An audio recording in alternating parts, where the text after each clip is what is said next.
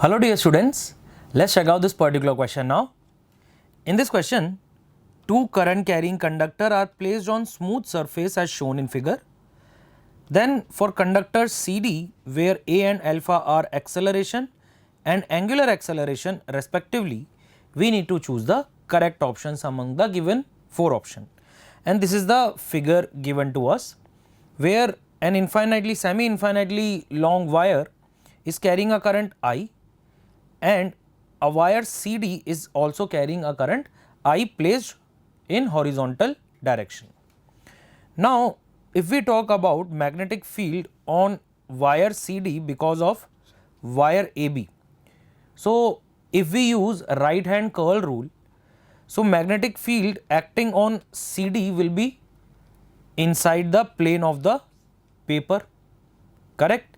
And if we use IL cross B or DL cross B, okay, for magnetic force acting on CD.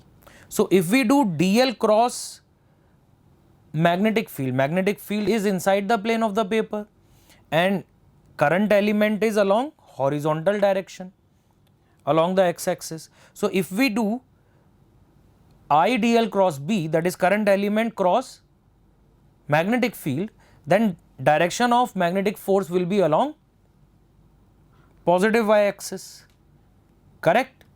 And we can say that as force is acting on CD, therefore acceleration is not equal to 0.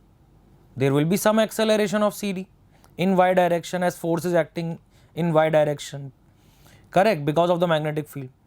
Now if we talk about torque, so this force that is acting, or the magnetic force that is acting on CD, its value is decreasing with the length of CD as it is moving away from the current carrying wire AB, because the magnetic field on CD is because of current carrying wire AB, okay, and CD distance is increasing from AB.